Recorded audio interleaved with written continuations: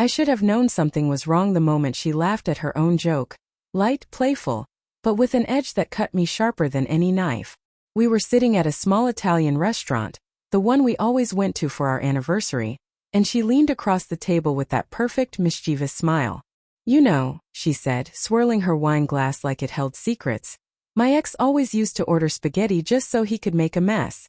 Silly, right? I froze mid-forkful, the spaghetti sliding off my plate unnoticed.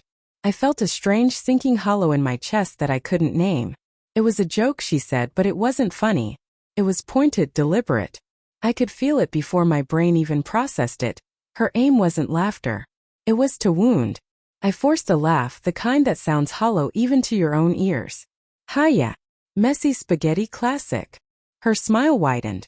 I realized then that she was waiting for something. Waiting to see me squirm. I didn't respond for a few beats after that. I couldn't.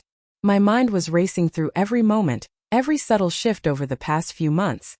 The whispered phone calls she stepped away to take, the extra time spent at work, the sudden bursts of anger at things that never used to bother her.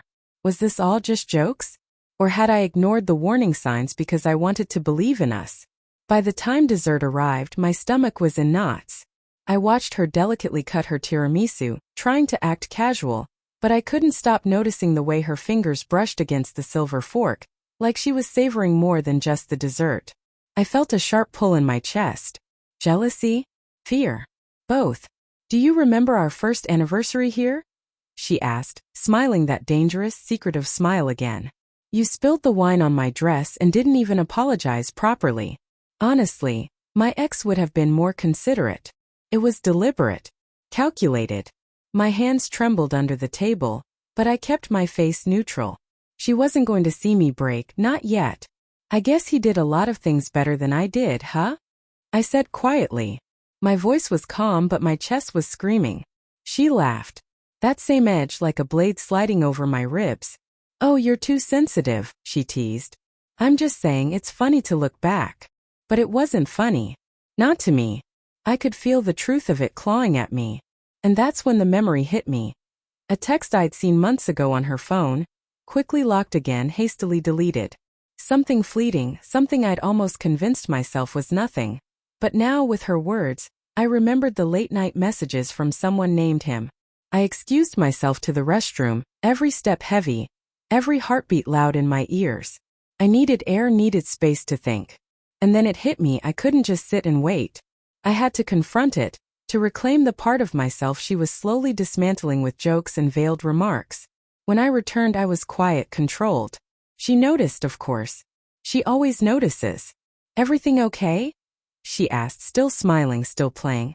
I sat down and met her gaze directly. Funny thing about jokes, I said softly. Sometimes they're not just jokes. Her brow furrowed slightly. A hint of caution crept into her expression.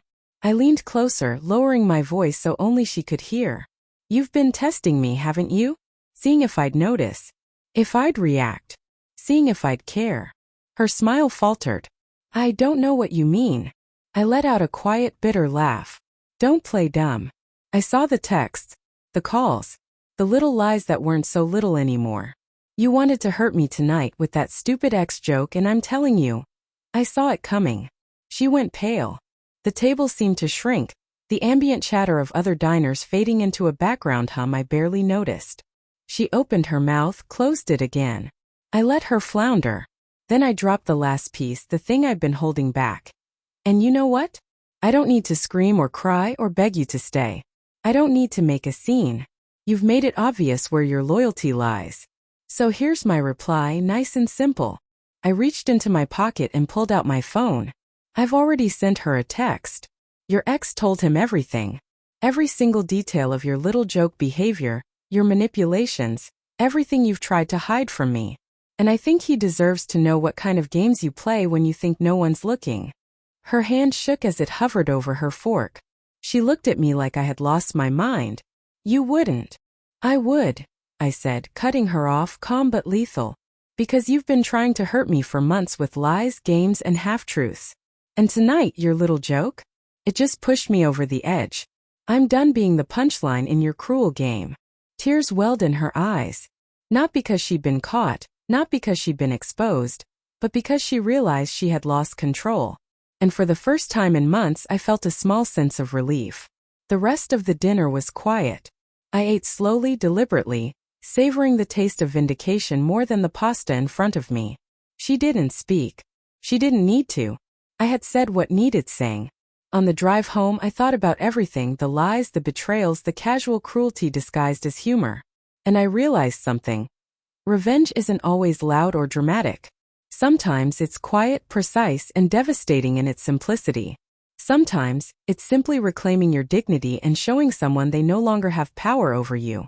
By the time I walked in the door, I felt strangely free.